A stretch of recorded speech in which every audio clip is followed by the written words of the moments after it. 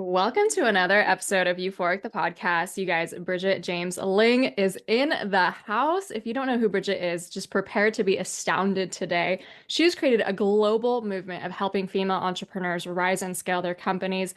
And she's here today to talk to us not only about how she built her own company, but also how she has built this global movement and how she changed her relationship with alcohol, which I think is super fascinating. Bridget, how are you doing today? I'm so pumped. You are a literal star, so I just know this is going to be good. Okay, well, I feel the same about you, so we can just like girl crush a little bit here. But I'm super curious. So, like, you are someone who's like at the epitome, I think, of your career, and yet you're still just getting started. Like, there's so much ahead of you too, which is so cool. But you have just built such wild success, and I'm super curious about the origin story. Like, when did you decide to launch a business to get into this game? Like, where were you before that? Like, how did you get to where you are? Just if we could start there. Well, I think like you and probably your listeners, you've always had this entrepreneurial type of spirit. Like ever since I was a little girl, I was always obsessed with the art of the sale, like the transaction, the like, oh, I'm going to provide something amazing for you. And in return, I'm going to get back this paper and then stash the paper. Like every business you could think of, I've tried as a kid and in high school and in college and in New York City. But if we move forward in the timeline to New York City post college, I was working what I thought was my dream job. And it was like, I'm really proud of that career. I was living in New York City, um, working like a 60 to 80-hour work week. Sometimes it was crazy working multiple side hustles. Because again, even though I had a 9 to 5 job, I still love the art of the transaction. And so I was doing all different types of things like walking dogs, finding furniture on the side of the road in the Upper East Side and reselling it online with my roommate. I was teaching lessons. Like in the summer times, I had off from my full-time job and I would start little businesses. I was selling supplements on the internet. Like I would do everything and anything to bring in more income because I also had mounds of student loan debt. And the job that I was in was like $60,000 a year. It was not a lot with New York City, $800 monthly payments. And I found myself in what I would say like the matrix or the rules that people tell you have to be a part of. And that is what led me to, and I know we've talked about this a little bit before we started recording, of I found myself in a job waiting for the weekend, drinking so much on the weekends. Like Friday and Saturday was like my escape for the first couple of years in New York City. And then come Monday, starting over. But I even remember some nights during the week, like I would have a glass of wine after work on a Tuesday. And around 2019, my life started to change. And I started to really work on myself. I started decreasing the amount of alcohol I was consuming. I started paying attention to what I was reading and listening to, stop listening to the news. And then I was making an exit plan to quit my job. And I was going to in New York City. I had this fitness business. I was going to basically become like a gigist, like in the gig economy. I was just going to work a bunch of things to supplement the income. And then COVID hit. And I was like, this is my opportunity to go. Like, oh my gosh, like everything is changing. I like love chaos because I think it's the greatest opportunity ever to change your life and flip it upside down. And COVID hit and I quit that job and started working online. I mean, I was doing everything and anything to bring an income. I was like a secret blogger, nutritionist for this magazine in the UK. Like I was doing all different types of stuff on the internet. And then finally, I started my coaching business. It was called Move and Manifest at the time, where I had this background in dance and entrepreneurship, and I kind of combined both of them. And I taught people how to get their businesses off the ground. It wasn't make money. It was just get your business off the ground using these simple steps. And it started working and people started getting insane results and hiring me for private coaching. And then my private coaching filled up so much. I was like, we need to do group coaching. And so it just evolved into this thing where now it's a multi-million-dollar company, but it started back then with that girl in New York City who had to decide to set herself free and become the queen of her life. And then that translated into Freedom Queen. Wow. That is so wild. And I love that origin story because like I was the same where was much longer stuck in that matrix, like about 10 years, but I think like we all kind of came about in the same time because it was available then, right? Like 10 years ago or 20 years ago, like coaching was harder, right? To be able to like Yeah. grow online and stuff like that. And that waiting for that weekend and just like not living into your purpose and potential, I think is like the root cause of why Yeah. people overdrink, why people numb, why people distract themselves Yes. and just get stuck in that status quo. And so I help people change their relationship with alcohol first, but then it's like if we don't find that fulfillment piece, like we're not actually going to make like those deep lasting changes.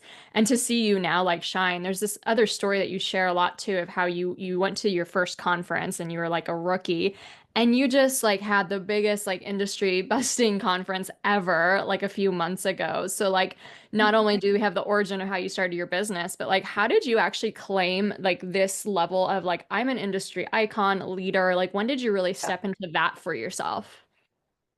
I think since day one.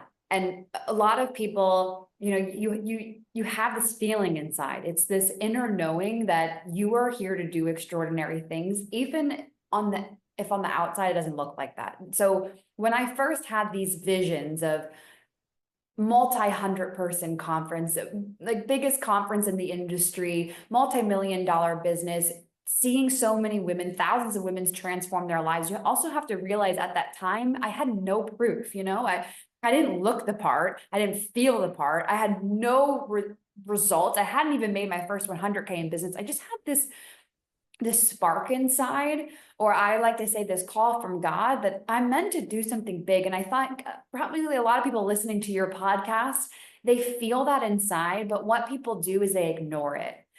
And the only difference between, say, me and somebody else is that I don't ignore those downloads. I listen to them, despite how scared I am, afraid I am, I have no evidence that it's going to happen. I just deeply believe that if I move, I will be divinely held and I will find the way. And so I think, anyone listening to this, if you have that spark inside, you have to listen to it. I believe that God gives everybody different assignments. And God's like, who's going to actually act upon this assignment? You have to actually act upon it to get that reality. And so I just really listened to it. And a lot of times in the online space, again, people have these grand ideas, but they ignore them. And they don't trust themselves and they say, wait. I was just talking to someone recently and they were like, oh, I want to launch a podcast. And I checked back in with them a month later. The podcast is still not launched. And I'm like, what are you doing? Like, we only have this one life. We're going to die one day. You have to go after it. And so if you in your heart, you have this dream of becoming an industry icon, of not even being an industry icon, of creating an industry of your own, no matter how scared and afraid you are, you have to take that action and move, because if you believe it in your heart of hearts, then it's true. And then you have to be the one that actually goes out and makes it happen and creates it. Yeah. Yeah. Well, that's so wild about like really listening to that and like that we're always getting those divine downloads. And Yeah. for someone who like I was so checked, not like checked out, but like I wanted to write for so long as a little girl. And then as I started drinking, like I just like my creativity just dried up. Like there was nothing. And so when I stopped drinking and all of a sudden I got this like, okay, you're supposed to launch Euphoric, you're supposed to write this book, here's all the chapters, here's an idea for this. I was like, I can see the like literally the night and day difference of having like zero inspiration, zero downloads into like all of a sudden it's just pouring into you. And it's like, yeah, you have to treat it as sacred. Like that is like something bigger than you telling you to go off and go do this. And I'm so thankful that I always listen to that message and I continue to do it every year. Every year it's like, okay, you thought you got comfortable. Oh no, wait, we're gonna Yes, do this. you have to, because then you get stagnant. Like, and I believe that why we're actually doing this is because like you love innovation, like you're a best-selling author, like you're a creator or writer, and so you have to keep going. And if you don't keep going, I find that people lose their heart and their soul. So you find that new edge, and like all of your people are doing that and creating the next thing that they want to create, and that's what lights them up and keeps them going. Yeah. So let's say you're going back to that person who's like, I want to do this, I want to do this. And you check back with them 6 months later, nothing's happened. Like, what would you say to someone who's like stuck in that dream phase, but they're not actually implementing anything? I really love the word that you used, numbing out. Like, I think a lot of people in that phase where they're not taking action, they're numbed out. They're kind of, I usually see them, they're slightly depressed. They're kind of just like this entity floating through space, and they need like a kickstart. They need something that's going to light that flame and make it go, because everything is energy and usually things are just operating on momentum. So if I can get a client to start moving and taking action and getting wins, the wins are going to build on top of one another. For example, if you've ever had your confidence rocked, I love to use this framework. My partner and I use this all the time. If you go through something where your confidence is rocked, which means you've also lost trust in yourself. And when you lose trust in yourself, what you tend to do is you set a goal, but you don't do the goal. So you might say to yourself, I'm going to launch the podcast, but you don't do it because you lost trust in yourself and you don't have any confidence.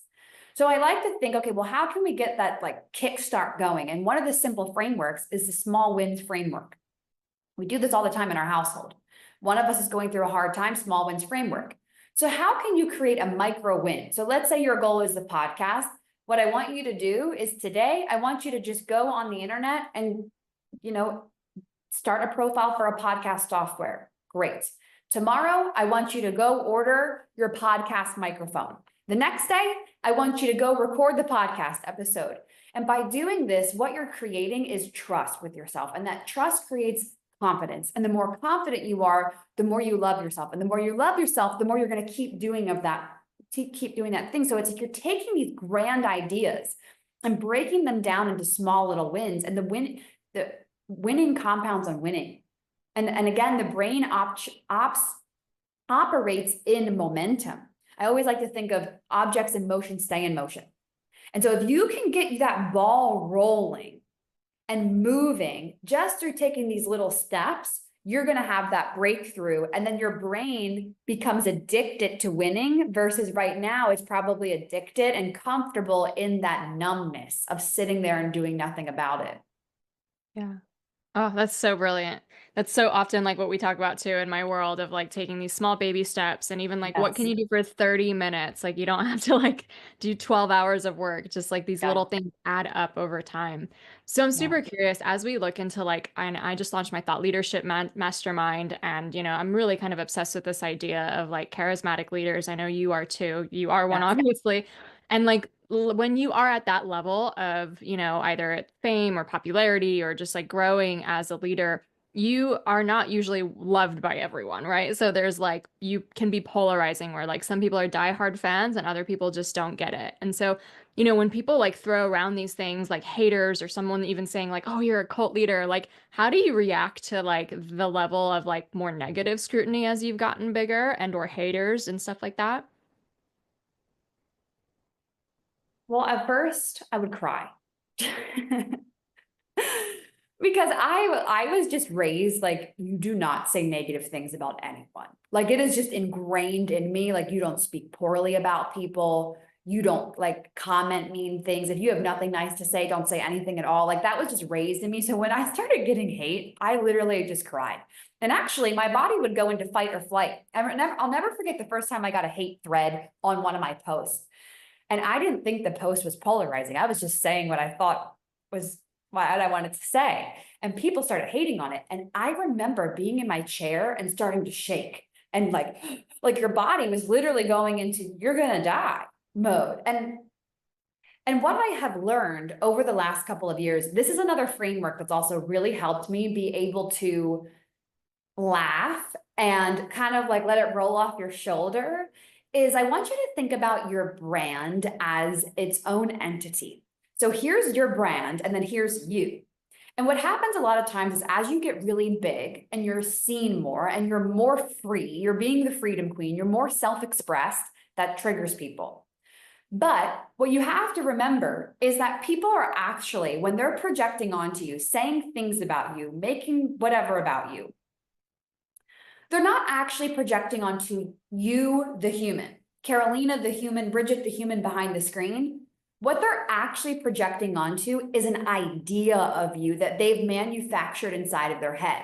I think about this a lot like with celebrities. If you think of a celebrity, when people judge them, they're not judging the person with blood running through their veins and a beating heart and feelings and emotions and sickness and love and family. they're projecting onto the idea of you. And that's been really helpful for me, of detaching Bridget the human and then the Freedom Queen company.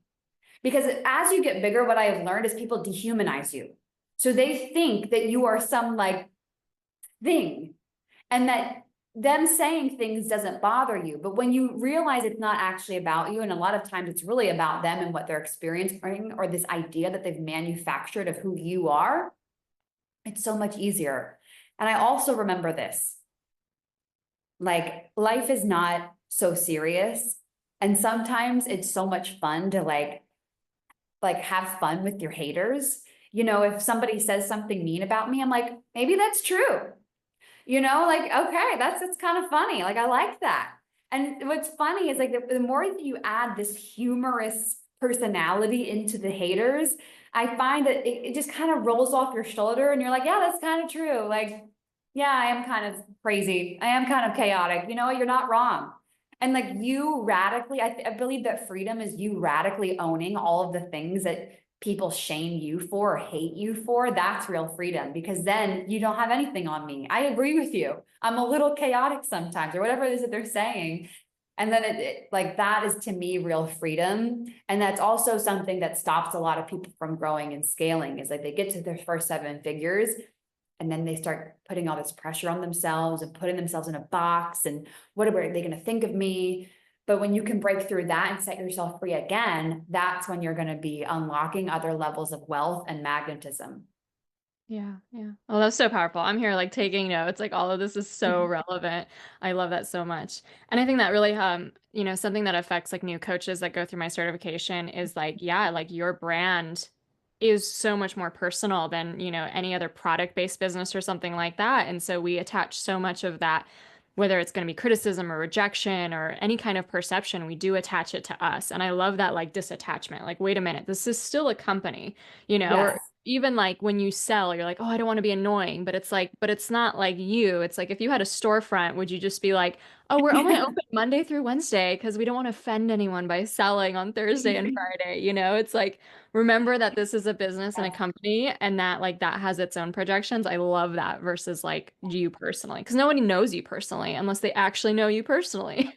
No. And even your clients, like people will think, it's one thing to get a hater from Joe on the internet. It's another thing to get a hater that was once a client. But I even want like anyone listening to that, maybe it's had a client turned quote unquote hater.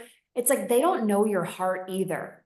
Like, yeah, you might talk with them every day, but until, Carolina, you and I have had multiple chances. We've met each other in person multiple times. And this year we're like spending time together all year in person together, which is awesome. So now we know each other's heart. And I think what's interesting about social media and can be quite dangerous is people are mean on the internet. Like sometimes some platforms are just inherently negative. And Robbie and I talk about this all the time. People are actually really kind. If you were to sit 2 people over a cup of coffee together, you could find common ground, I believe, with majority, 90% of the population, if not more, for at least 15 minutes. People like it's that, and people can hide on the internet behind their screens and say nasty things. But in general, I want people to remember, if you've ever struggled with toxicity on social media, people are kind. And you and I have had the chance to meet each other multiple times in person. So the likelihood of us experiencing negativity goes down because we know each other's hearts. And that's when you're like, okay, this person's a real human. Like I see her as with emotions. She goes to the bathroom and she has feelings, and and so that humanizes people more. But obviously on the internet, you can't do that with every single person, and even your own clients. Yeah, yeah. Oh, I love that so much.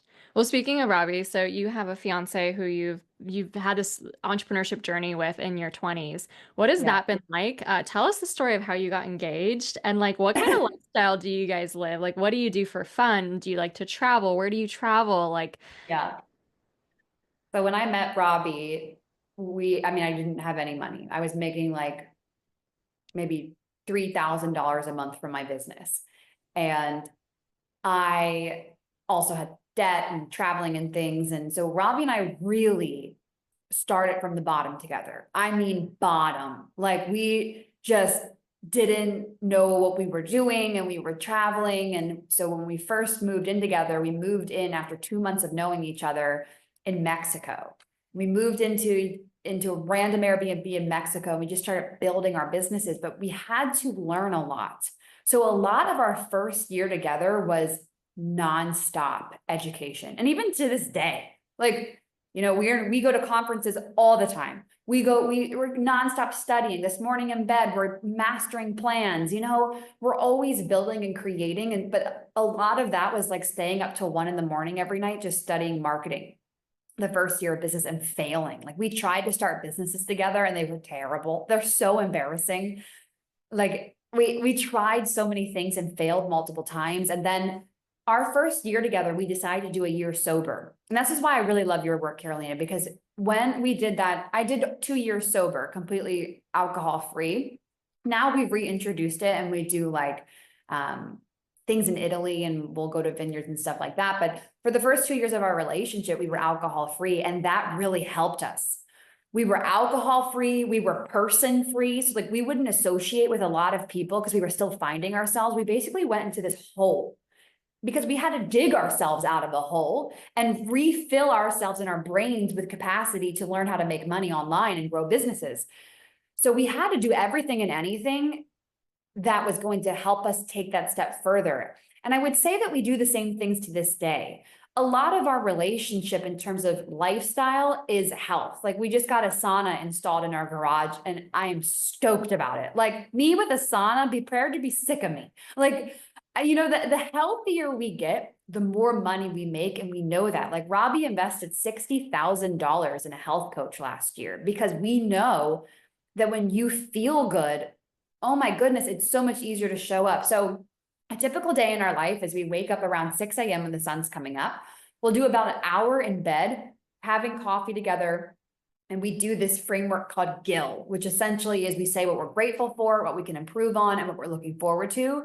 And then we nerd out in business. Like this morning, we were talking about affiliate launches and affiliate traffic.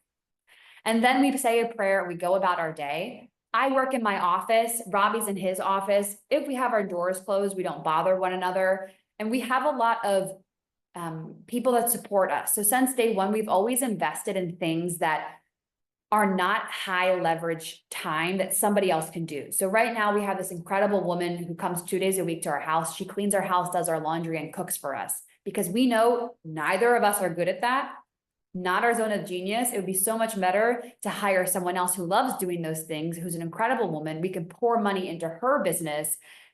She supports us. So we invest in a lot of stuff now that supports our lifestyle so that we can focus on what matters, which is doing things like this and being with people that we care about. Yeah. And you obviously live that freedom lifestyle. So you're in Costa Rica, but you guys travel a ton, right? Yeah, we do a lot. We just bought a house in Costa Rica a year ago. And so this is where I'm at right now. But we, before that, lived out of one. So for 3 years, I lived out of one carry-on suitcase. And we lived out of Airbnbs in Thailand, and we did like European trips all over there. Robbie's sister lives in Portugal, so we would spend a lot of time there. Costa Rica, Panama, Mexico, Thailand, Asia. But now we stay in Costa Rica. And what's funny about this, when we bought this house, we thought we would travel less. We're traveling more. I don't understand it. Like, it like makes us want to travel. So next week, 2 weeks, we're going to Mexico, and then Vegas, and yeah. So now, but we do live full time in Costa Rica. Yeah, it's brilliant. And how did he propose? Okay, so I have a funny story, which is, people of the internet don't know this. So Robbie and I are actually very introverted couples. Like, we're more like a conservative couple when it comes to our intimacy. And Robbie, before the original, so Robbie proposed on stage at Freedom Queen Live. At Freedom Queen Live, he was doing a Q&A, and Robbie's on stage, and he's like walking around talking and speaking on the stage. And I'm like, he's so nervous. And I know Robbie, like, you know how you just know your partner? You're like, I'm like, this speech isn't even making, like, it's really, really good. But I'm like, he's nervous. Like, so I start getting nervous because I feel people, like, super empathetic. If someone else is nervous around me, I need to do some work to make sure I don't take that on. Robbie and I start doing a Q&A on stage. And doing a Q&A on stage is more nerve-wracking than doing a Q&A on Zoom, let me tell you. And so during the Q&A, Robbie turns to me and says, and I have a question for you, and asks me to marry him on stage. And everyone is screaming like, oh my God, like freaking out. I'm standing there going like, yes, like I'm like blacking out on stage, like, yes, this is so great. Oh my God, like, yes, I'll marry you. And then we like hug and kiss and it's incredible. And I don't know what to do. So I asked the audience, like, do you still want to keep doing the Q&A? Like, do we just keep business masterminding? And Robbie's like, no, we do not keep business masterminding. Anyways, we ended up getting off the stage and Robbie escorted me off the stage and my parents were there. So they were hysterical about it. But I share that because we're like this intimate couple. So the fact that we got engaged on stage in front of hundreds of women at the Freedom Queen Live conference is like, it's just so iconic. Oh my God. I was there. It was epic. Well, this has been such a brilliant conversation. I could speak to you forever. I know we have like a time stop soon, but if you were to just leave us with either like your biggest vision for like where you think you're going and like what you want to do in the next few years, that would be like really inspiring, I think. Yeah. I want to turn Freedom Queen, or I am turning Freedom Queen into a 9-figure company. So $100 million company is where I see Freedom Queen going. And I'm going to share with you why. Last weekend, I got the opportunity to spend time at an event in person because Robbie and I love events, and everyone in there was making a minimum of $100 million. And I just believe that you are put into certain rooms, or you work with Carolina for a reason, or you listen to her podcast for a reason. And as I was sitting there, I was like, I believe that I'm in this room for a reason. I was one of the smallest earners in the room, which is so good. Like, you always want to get yourself with someone who is further ahead than you, because it creates this pathway of possibilities just so beyond what you think you can do. So I was listening to this gentleman talk about his multi 9-figure company, and I felt God tap me on the shoulder and say, you're going to do that. And it was the same tap that I got when I could cry, when I got the rookie badge in my first conference, and God said, you're going to host 100, I'm like crying, thinking about multi 100-person conference. And we did. And I share that with you and any of your listeners, because maybe there's something in your heart right now that feels like, I have no idea how I would do that. If you just listen to that and you allow yourself to go there, one day it will happen. And so just me saying this out loud, like, one day Freedom Queen will be a 9-figure company. And I'll be telling the story of you and I doing this podcast episode back when I couldn't see the way yet, but I just knew that I needed to move and go in that direction. Well, thank you for sharing that. I know it can be like vulnerable sometimes to put those big visions out there, but it's also how you claim it and go for it. And I think it inspires other people and gives them permission to do the same. I'm going to be on stage with Tony Robbins, so that's me putting that out there. Yes. Bridget, thank you so much for the conversation today. We're going to have all your links and places to find you in the show notes, but I just appreciate you so much. This has been so powerful. Oh my gosh, I am so pumped. You are just an incredible woman. I've always seen that in you, and you're a best-selling author, and I'm excited for your community, and your people are so blessed to have you as their mentor. Oh, thank you.